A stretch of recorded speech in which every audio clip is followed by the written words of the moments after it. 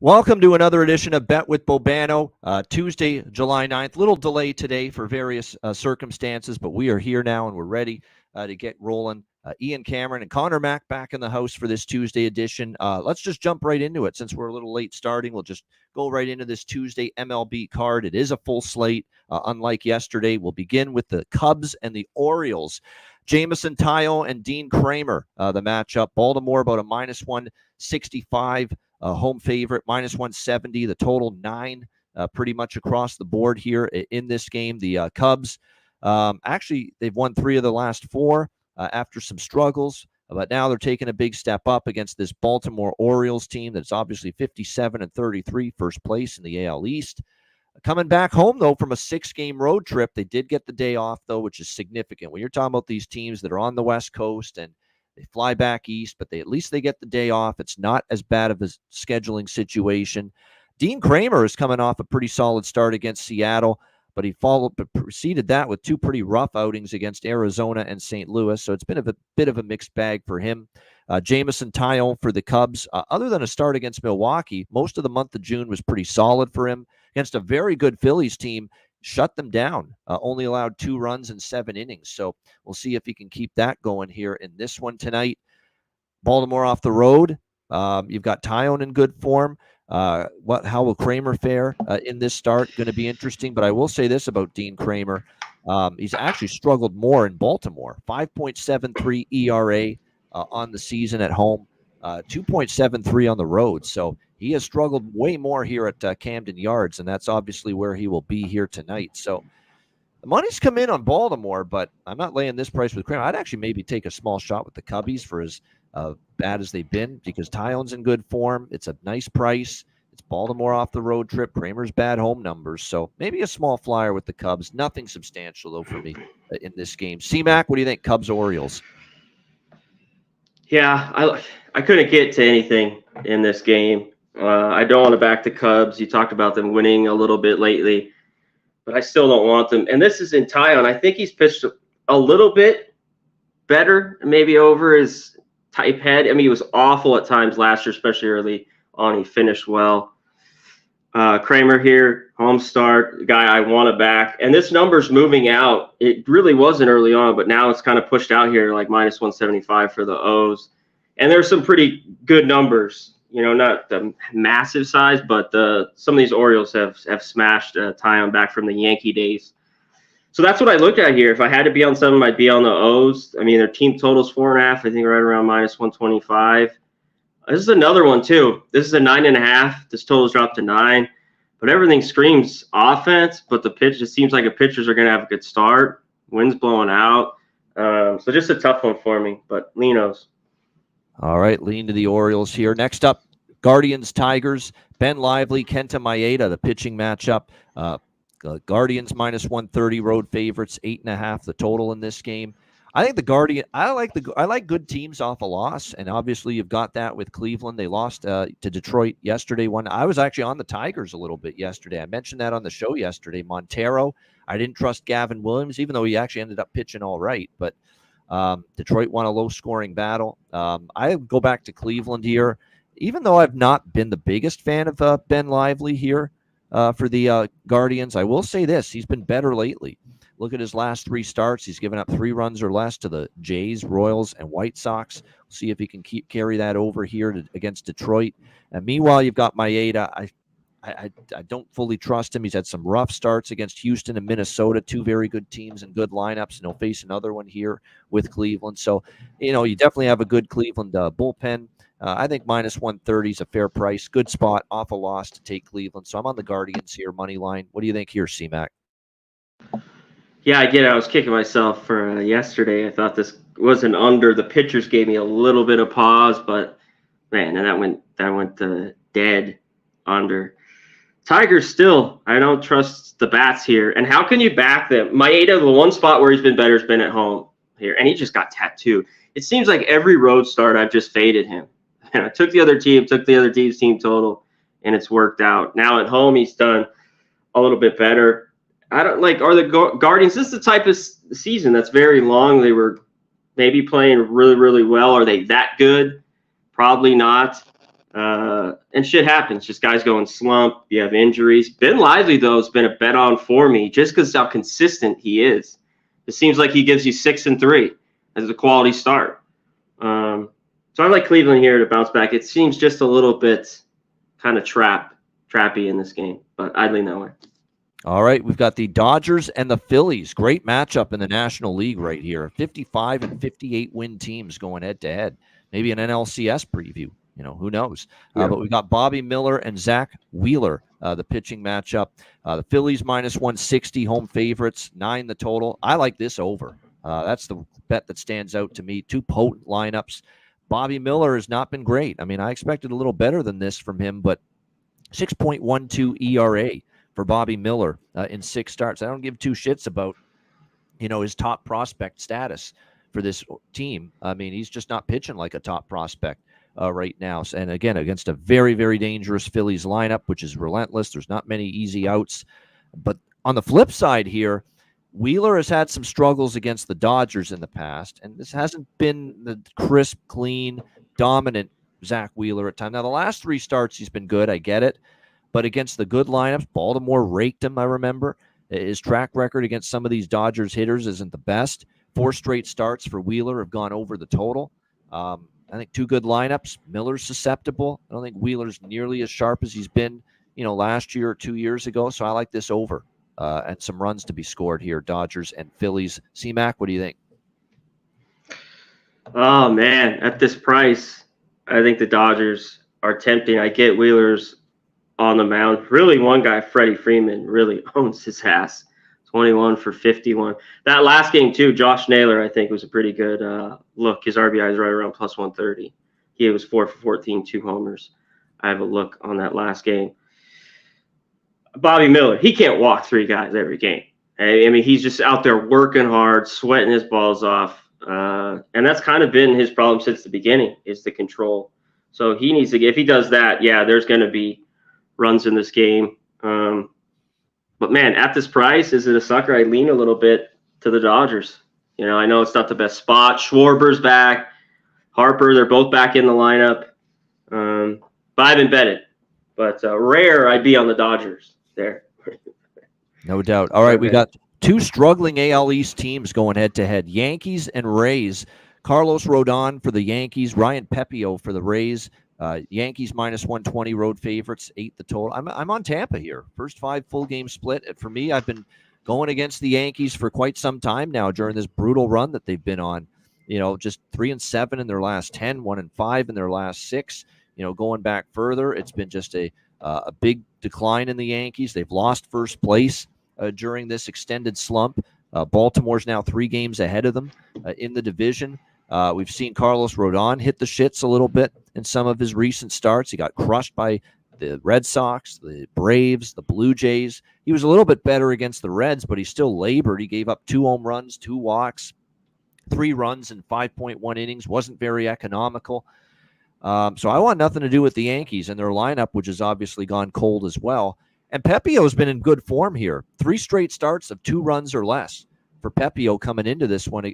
Pittsburgh, Seattle, and Kansas City aren't murderers row offenses, but he's still pitched well in those games. Yankees haven't seen him. I think there's enough ammunition here to take Tampa, and I'm on the Rays here. First 5 full game split. C-Mac, what do you think here? Yanks, Rays. I agree with you here. I bet this earlier. Rays full game plus 105. I want to fade Carlos Rodon on the road. The Yankees just, I know they took those couple from Boston. They lose Sunday night. But before that, shit's rough. Thank God they got to a huge, huge start. But I think this is gettable game for you. I love the matchup, like with Diaz or I like the lineup here. Rosario, all the righties in against Rodon. And that's where I'd look to. Yandy Diaz in this one. And some of these guys, man, I've been doing like a Rise or Diaz. I'll just go with over the 1.5 hits if I really like it. I mean, the RBI of the leadoff spot's great, and usually it's plus 210 or plus 220. But I'll look that way because you can get like plus 150, 60 instead of getting even money on over 1.5 bases. On just a few times, I just think it's worth it. And I think it's worth it here with Yandy Diaz. So I like that and the Rays. We've got the Nats and the Mets. We've got Jose Quintana, Jake Irvin. The pitching matchup. We've got Quintana and the Mets minus 135 home favorites. 8.5 being the total here in this game. Quintana's actually last 4 starts, 2 runs or less. He's been excellent. Jake Irvin's been equally dominant here in his last 3 starts. But here's a weird dynamic, and I'm going to go against the grain here. Yeah, Irvin was dominant against the Mets. Shut them out, 1 hit, 8 innings, July 4th. It was Independence Day. It was that early start game, and they were just, I think they wanted to get to the fucking barbecues or some shit during that July 4th game with these two teams because they were just swinging at everything. Nobody was patient at the plate, and it was a 1-0 Washington win, and it was the same 2 pitchers going head-to-head. And then Quintana had a shutout in 7 innings against the Nats in that same game, July 4th, just 5 days ago on the holiday. I'm going against the right. You would think you see these 2 pitchers in their form and the way they matched up head-to-head, the same 2 teams 5 days ago, these same 2 pitchers, under, and you think it's going to happen again. It's a hot as shit night in New York tonight. I think it goes over. I think you're going to see these 2 guys now get hit. These lineups are going to get to see these guys for second time in 5 days. Mets face Irvin for the second time in 5 days. The Nats face Quintana for the second time in 5 days. That's what I like here. I think we get over the total here, 8.5. Not to mention the bullpens are susceptible, really on both sides, to giving up some runs as well. So sometimes I like this when I see this. 1-0 with the same 2 pitchers 5 days ago. Maybe a little more offense tonight. What do you think here, C-Mac? Yeah, I'm not going to mess with the total. Not after how these guys just threw 5 days ago in that game. It seemed like it just went like that too, up and down on both sides for both these guys. But I still think there's some value here with the Nats. I'd lean their way. First 5. Yeah, I would only take Nationals here as a dog. Yep, I agree. Yeah, it's not huge. They haven't been that great against lefties this year, but I think they'll start getting better. They've been there's been some injuries moving around some of this lineup. It's been a little bit different. But when I see a lefty, CJ Abrams is still good. Lane Thomas, all these guys I want in there. Even Garcia. I think's okay down the 7th hole. So, yeah, Nats for me in this one, first 5. All right, Rockies and Reds, Great American Ballpark. Quantrill, Lodolo, the pitching matchup. Cincinnati minus 190, home favorites, 8.5 being the total here in this one. Quantrill, he's been better here the last month, no question. Certainly improvement after a pretty rough start.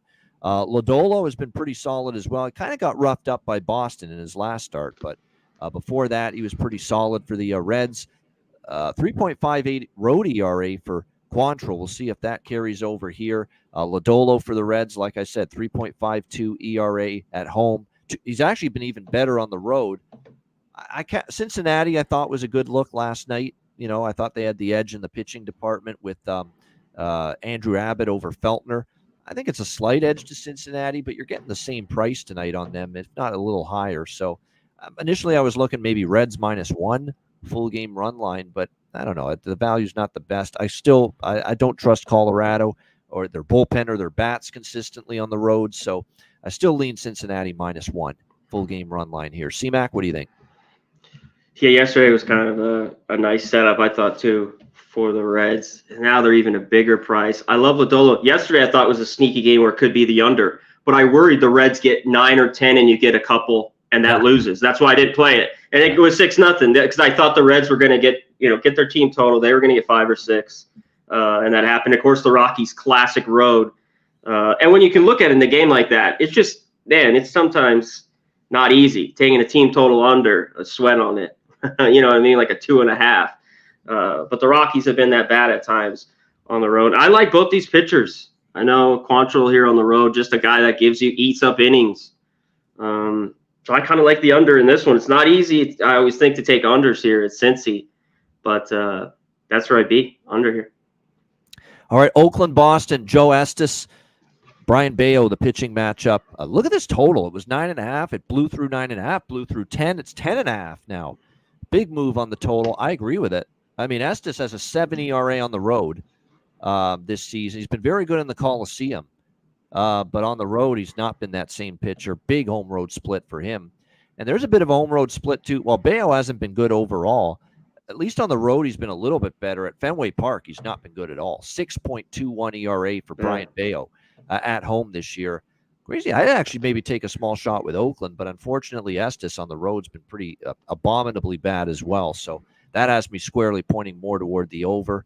But, I don't hate maybe a couple bucks on the A's just because Bayo can't be laying this price. I want 0 on Bayo at this number for the Red Sox. And it's Red Sox coming off the Yankee series, and that's always a little bit of a, dubious spot when you're coming off that. It's not the rivalry it used to be because, they're not the both upper echelon teams at the same time. But, I do worry about the spot a little for Boston. So small lean to Oakland, but I think the over is the better play here in this one. But everybody seems to like it. 9.5 all the way up to 10.5. C-Mac. Yeah, 9.5 to 10.5 because they see everything. Bayo's number here after the Yankee series, all that shit. Estes off of a complete game shutout. He's gonna get tattooed. I mean, he's looked a lot better, I thought, than what I've seen from him. But there's got to be these pitchers. This was one I looked at coming off the Yankee series, gave me pause, but like a first 5 innings, it's 3.5. It's plus 125.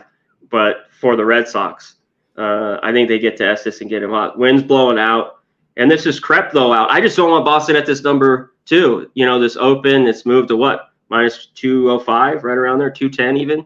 Yep. So, yeah, I'm off that way. But I was kind of looking at Red Sox team total. And, yeah, 10.5. You got the 9.5. Congrats. Yep.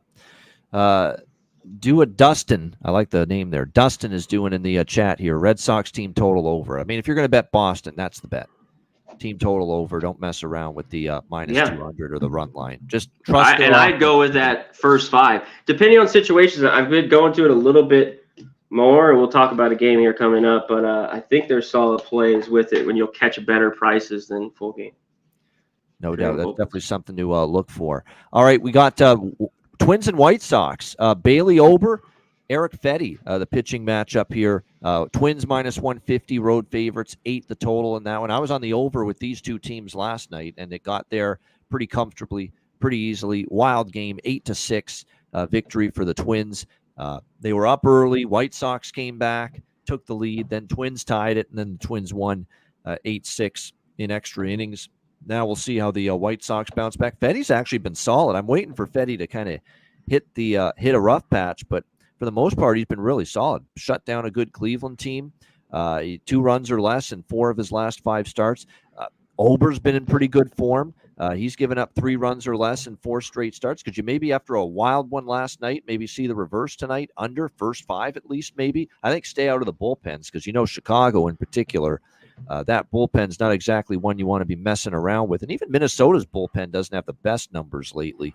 But Chicago, the last 10 games, that bullpen has a 6.18 ERA. So I think you can make a case for a first 5 under.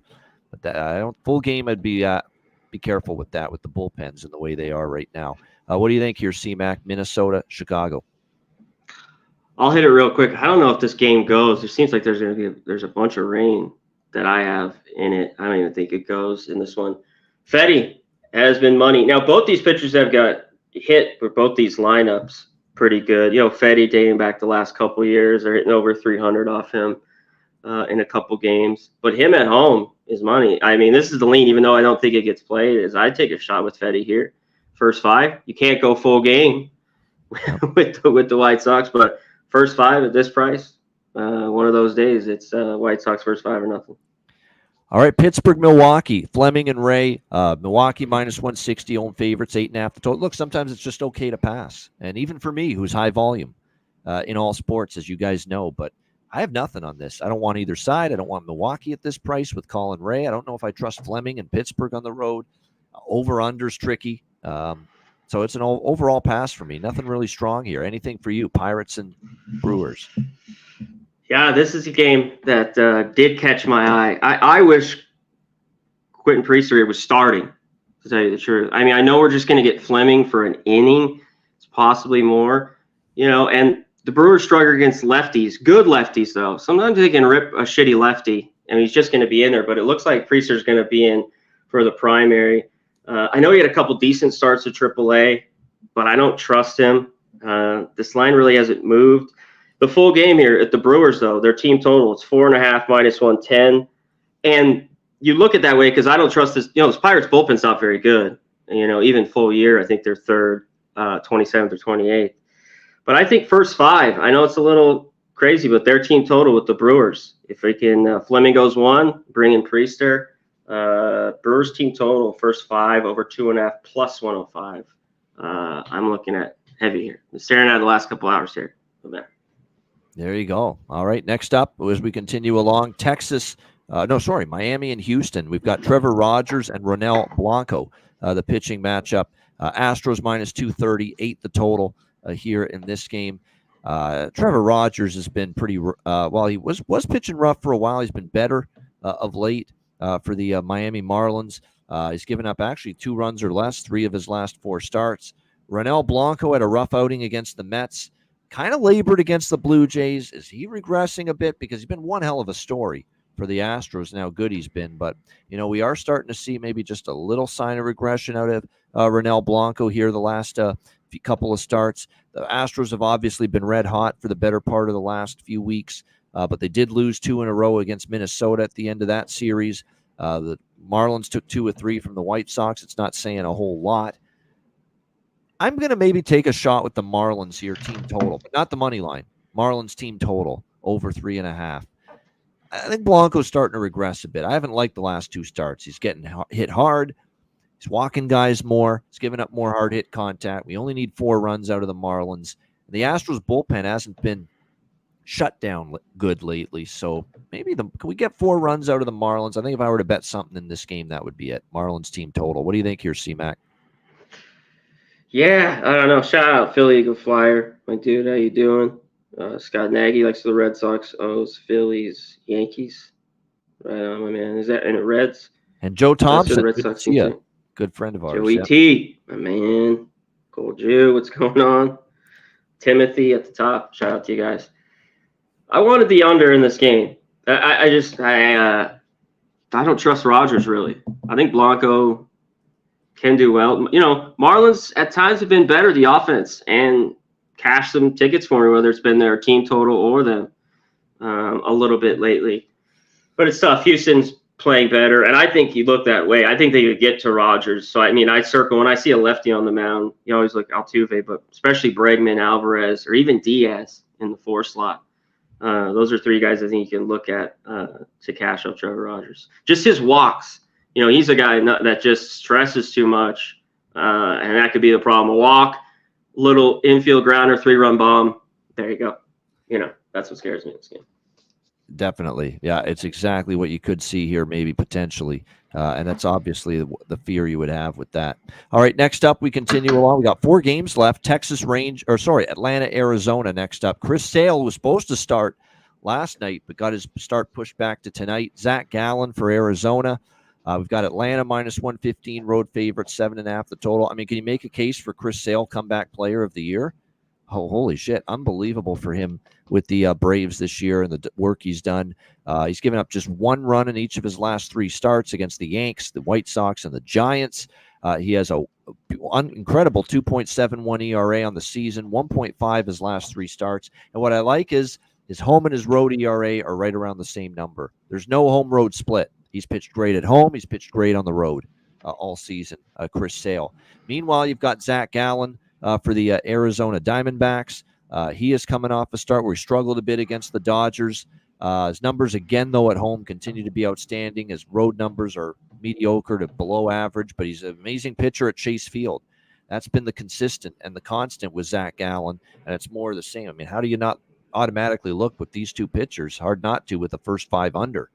And certainly I think people agree with that because this total's taken a huge hit all the way down to 7.5. But you're talking about a guy that's just lights out at home in his home ballpark in Gallen, a pitcher in Sale that's been lights out anywhere this year. So first 5 under certainly looks like the move to me if I were to get involved here in Braves Diamondbacks. C-Mac, what say you? Yeah, I don't mind that first 5 under. I wonder maybe one of these guys gets hit a little bit, which is tough. I like Chris Sale, but D-backs do hit lefties well. And, man, that was a shit loss for them last night. Down the last out, 3-1. 2-run bomb ties it, then they lose it in extra innings. And I think this price shows it, that the D-backs are alive here with Gallen on the mound. So I like the first 5 under here. I like the D-backs a little bit in this game at this price.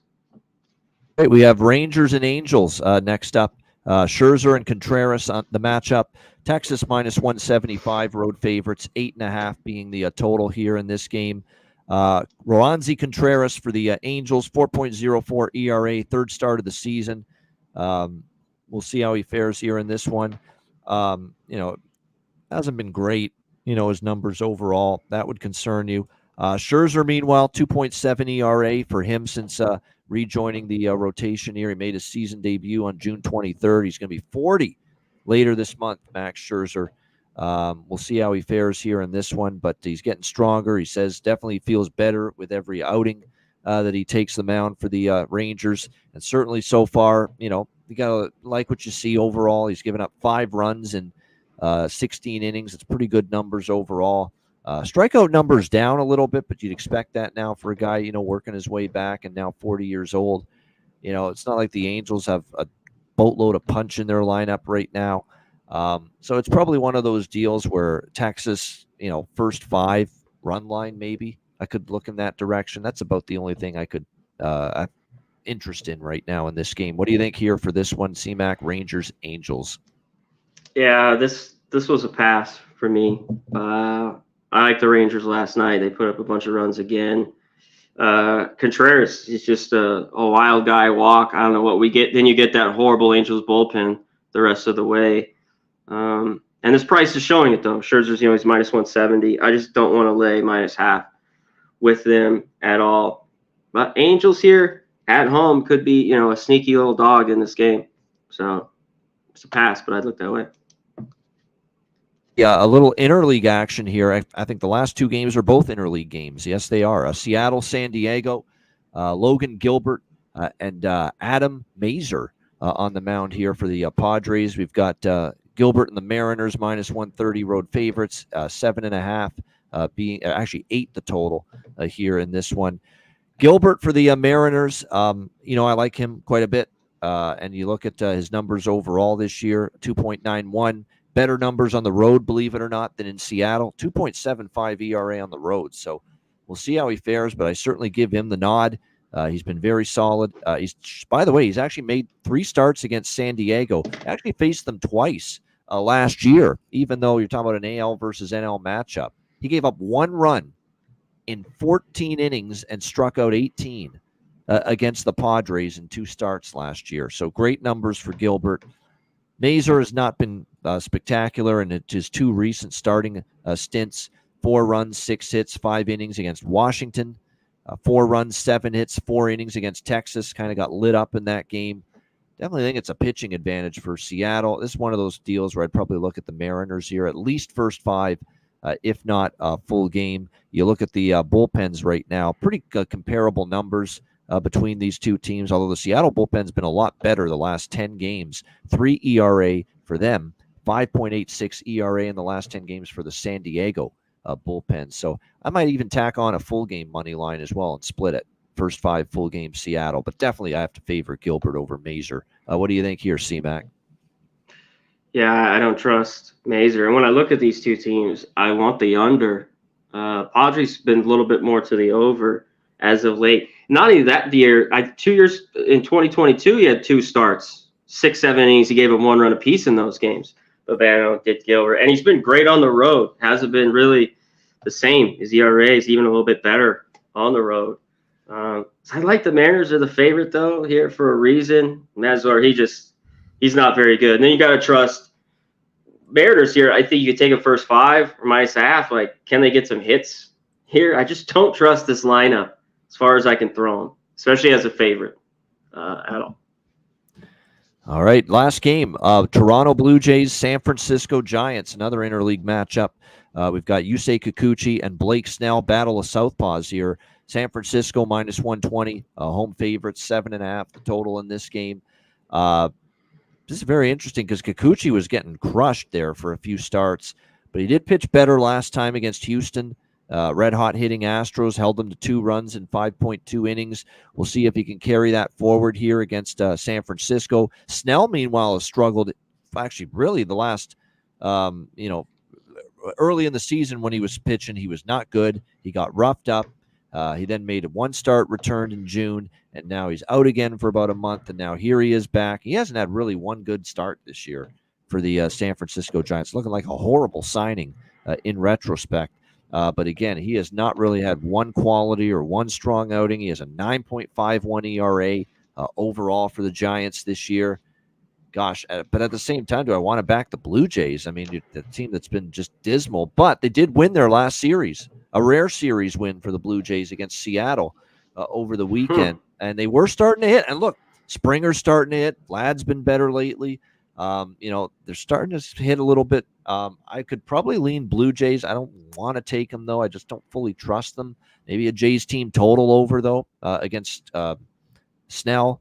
Kikuchi's the wild card. Kikuchi, you could get him pitching like he did against Houston, or you can get absolutely smashed, absolutely crushed. And you have to ask yourself, which one is it going to be? And I will say this right now for San Francisco, against lefties, they've been decent, at times this year. So I'd probably lean to this full game over as well with these two teams. We know the Blue Jays bullpen is a complete dumpster fire right now. San Francisco's ain't much better either. So if you don't get the runs early, you could get them late. What do you think here, C-Mac? Jays, Giants. Yeah, I like that. Kikuchi's a huge wild card, and he's had some good starts on the road and got tattooed. And he seems like he has at least 4 or 5. But all year long, at least the Giants have been pretty good against lefties, which I like. And their team total is 3.5, minus 115. I don't love the Jays bullpen either. I think they could get 4 tonight. Soler, Chapman, a few guys that have homers off Kikuchi that I was looking at. Blake Snell, you talked about, it's been awful. He goes to the IL again. I do like, he even talked about it. He had no spring training, and he just got obliterated. Yep. And he's like, I need time. But I do like his starts that he's had down here, since it seems like he's gotten healthy. The growing's good. And he's putting in the innings. I'm sure he'll just go about 5 tonight. So I really want to see that. But, yeah, this was one. I was just waiting for the lineup really to come out. But Giants, about the same price for the game. Take them or just this team total over 3.5. Yeah, I can make a case for the Giants team total, too. I mean, that Jays bullpen, my goodness. I mean, the San Francisco bullpen the last 10 games, 5.28 ERA. That's bad. If you think that's bad, look at the Blue Jays bullpen in the last 10 games, 7.86 ERA for the Blue Jays bullpen. Oh, sorry, actually, that's runs allowed, which is still bad. 4.7 ERA for San Francisco's bullpen the last 10, which is not great. But the Blue Jay bullpen, the ERA is still bad, 6.82 bullpen ERA. For the Blue Jays in the last 10 games. So for me, it's maybe take your shot that both teams can get over their team total. And I like that full game over 7.5 because, like I said, if you don't get the runs early, these bullpens are bad enough that you could see both teams scoring them late here in this game. And I want to mention before we get to best bets and wrap up the show, quickly on Copa America tonight, the semifinal. The whole country here will be watching. It's Canada and Argentina. It's the biggest match in Canadian soccer history. They've never been this deep, this far in an international tournament before. I'm taking a shot with the draw. I don't know if I trust Canada to win in a penalty kick shootout, but the draw is like plus 400 to 500 in some spots if you shop around. These Copa matches, man, outside of Panama and what was that one game that was a blow? Panama and Colombia. Every other quarterfinal in Copa went to penalty kicks, went past the 90 minutes. Every single one. Yeah, Argentina, Ecuador did. Brazil and Uruguay did. And then Canada and Venezuela did. They all went to penalty kicks. They all ended with the draw. So I think the draw is worth a look. Again, it's a huge task ahead of Canada. Maybe Argentina blows them out of the water. But Argentina's not beaten anyone easily in this tournament if you look back on what we've seen so far. So I think it's a competitive match. I think the first half draw, I agree with Philly Eagle Flyer. First half draw is probably not a bad option either. But that full game draw, man, it is a great price. You're plus 400, even plus 500 with that at some books. I think we have a chance for penalties. Again, 3 of the 4 quarterfinals, we saw penalty kicks and the draw cash. So that's why I think that's not a bad option for that Canada-Argentina. Total is tough because a lot of them have been going under, but – I don't know. That was a lot of pace in the Canada match. I'm I don't love the under as much as I have in some of these other soccer matches. And but by the way, I'm no soccer expert. A lot of this is just me gut feel type of opinions, and also consulting with a lot of soccer people that know this sport a lot more than I do. Coming up with this, but we'll be watching that. Are you going to check that out, CMAC? I know us USA got bounced. I'm not trying to rub it in or anything like that. Shut your mouth. Yes, you are. No, Yeah, you already nailed it though. I mean, that to me, that's the cap in that game. I have cashed with a few of these draws and unders in these games, but you don't need to hear my soccer expertise. No. Draw, and I lean under, but I just worry this one might be like this last Euro match we saw, 2-1 or something like that, and it just squeaks over the total. But we'll see. Should be interesting how that plays out. And yes, the country here will be watching, no doubt. All right, I know you guys are watching. 144 of you right now watching Bet with Bobano. Hit the like button. We appreciate it. We're now on 5 days a week, Monday to Friday, 4 p.m. Eastern, 1 p.m. Pacific. It's great to be here now 5 days a week. All right, let's get to best bets to wrap up the show. CMAC, we will start with you. What do you like for your best bet? I wanted the lineup here on the Brewers, but I'll give it here. Giants, we just were on it. Giants team total over 3.5. They get to Kikuchi -115. All right, there we go. Giants team total for Connor Mack with his best bet here for the Tuesday MLB slate. Best bet for me. You know what's frustrating? I cashed every bet on the card last night except the best bet that I used on the show, which was that. It happens all the fucking time. All the fucking time, man. But we had Detroit, we had the over in the White Sox game, and we had the over in the Rangers game last night. So we'll try to make it count tonight. I'm going Tampa Bay, man. I'm just fading this Yankees team. Don't like what I see. Plus 100. Pepio's in good form. Rodon's been shaky. The offense is ice cold for the Yankees. Let's try it with the Rays here. Plus 100 against the New York Yankees for my best bet.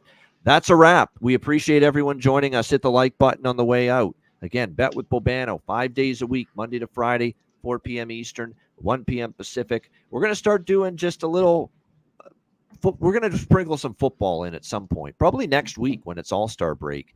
This show Monday, Tuesday. Yeah, we could do some. We're going to start doing some early football talk, college and NFL. So looking forward to that on the show next week when it's All-Star break week.